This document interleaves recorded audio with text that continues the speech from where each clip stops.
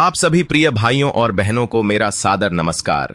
मेरी यही प्रार्थना है कि आप सभी स्वस्थ, सुरक्षित और खुशहाल हों। समय की रफ्तार तेज है, लेकिन मेरा प्रयास हमेशा यही रहता है कि आपको हर वह जानकारी दूं जो आपके जीवन से जुड़ी हो, आपके भविष्य को बेहतर बना सके और जिसमें आपका कोई वास्तविक लाभ छुपा हो। मैं कभी जानबूझकर देर नहीं करता, लेकिन जब तक कोई ठोस और सही जानकारी सामने ना आए, तब तक आपको कोई अधूरी या झूठी बात बताना मेरे सिद्धांतों के खिलाफ है। इसीलिए जब तक कोई भरोसेमंद अपडेट न हो, तब तक मैं चुप रहता हूँ।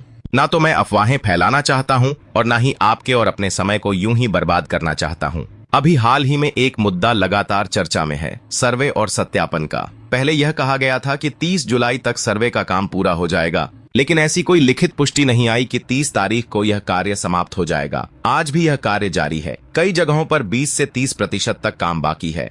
और यह भी सच है कि कई गांवों और इलाकों में अभी तक सर्वेयर पहुंच ही नहीं पाए हैं। लोग परेशान हैं, चिंतित हैं कि कहीं उनका नाम सूची से वंचित न रह जाए। आपके इसी डर और संदेह को दूर करने के लिए मैं लगातार प्रयास कर रहा हूं कि आपको सही और स्पष्ट जानकारी दी जाए। आपसे एक विनम्र आग्रह है कि यदि आप वास्तव में सरकारी योजनाओं की सही जानकारी चाहते हैं, अगर आप चाहते हैं कि आपको समय पर सटीक सूचना मिले, तो आप इस चैनल को जरूर सब्सक्राइब कर लें। यह बिल्कुल मुफ्त है। आपको सिर्फ वीडियो के नीचे दिए गए सब्सक्राइब बटन को छूना है। इससे न केवल आप जुड़ जाएंगे, बल्कि जब भी कोई नई जानकारी या अपडेट आएगा, वह सीधा आप तक पहुंचेगा। और अगर आप वीडियो को शेयर करते हैं, तो आपकी वजह से कोई और भी जागरूक हो सकता है।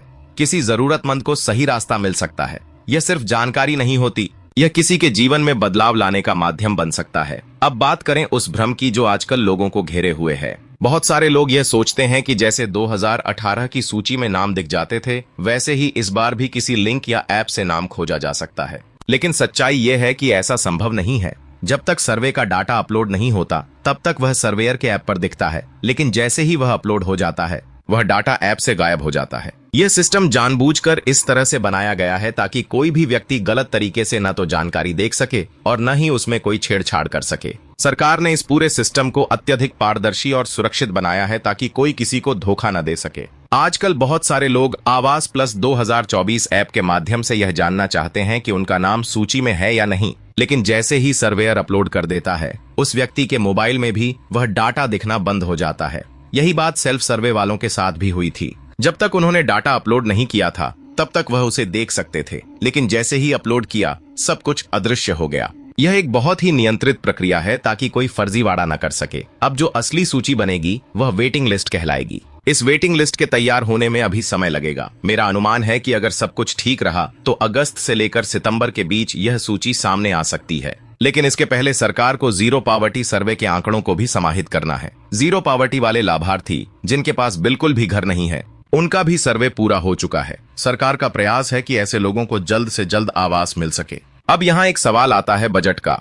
आवास निर्माण के लिए जो खर्च होता है, उसमें 60% केंद्र सरकार देती है और 40% राज्य सरकार को देना होता है। लेकिन जब तक राज्य सरकार अपने हिस्से की राशि नहीं देती, तब तक केंद्र का पैसा भी रोका जाता है। यही कारण है कि कई बार काम में देरी होती है। और अगर जीरो पावर्टी वाले लाभार्थियों का नाम वेटिंग लिस्ट में नीचे चला गया, तो उनके लिए अलग से व्यवस्था करनी पड़ सकती है ताकि उन्हें प्राथमिकता दी जा सके। कई लोगों ने पूछा कि नया लक्ष्य कब आएगा। इस पर अभी कुछ भी कहना मुश्किल है, क्योंकि जब तक वेटिंग लिस्ट पूरी तरह तैयार नहीं हो जाती और सरकार को यह न पता चल जाए कि कुल कितने पात्र लोग हैं, तब तक नया लक्ष्य घोषित नहीं किया जा सकता। फिर भी संभावना यही है कि अक्टूबर या नवंबर तक नया लक्ष्य आ सकता है। एक और महत्वपूर्ण सवाल है, अगर आपको लगे कि किसी व्यक्ति का नाम गलत तरीके से सूची में डाला गया है या वह व्यक्ति अपात्र है, तो उसकी शिकायत कहाँ करें? इसके लिए खंड विकास अधिकारी से शुरुआत की जा सकती है। अगर वहां सुनवाई न हो, तो मुख्य विकास अधिकारी, परियोजना निदेशक, जिला विकास अधिकारी या जिलाधिकारी से संपर्क किया जा सकता है। साथ ही आप जन सूचना अधिकार अधिनियम के तहत RTI लगाकर भी जानकारी मांग सकते हैं।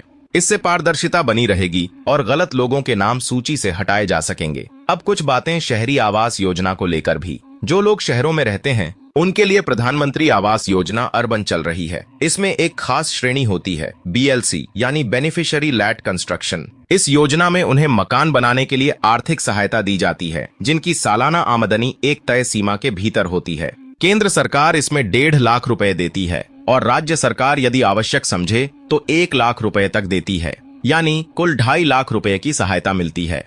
यह पैसा सीधे लाभार्थी के बैंक खाते में ट्रांसफर होता है। यदि आपके पास शहर में जमीन है, पत्नी या पति के नाम रजिस्ट्री है, आधार, बैंक खाता, नगर पालिका की एनओसी और आय प्रमाण पत्र है, तो आप जन सुविधा केंद्र से आवेदन करा सकते हैं। इसके अंतर्गत नया निर्माण का विस्तार या पुराने मकान की मरम्मत, तीनों स्थितियों में लाभ दिया जाता है। तो भाइयों और बहनों, यह सारी जानकारी मैं आपके साथ साझा कर रहा हूं ताकि आप भ्रम में न रहें। अगर आपने अभी तक चैनल को सब्सक्राइब नहीं किया है तो कृपया अभी कर लीजिए। यह बिल्कुल मुफ्त है, लेकिन इसके फायदे अनगिनत हैं। जब आप सब्सक्राइब करते हैं तो आप एक ऐसे परिवार का हिस्सा बनते हैं जो जानकारी, जागरूकता और सच के साथ चलता है।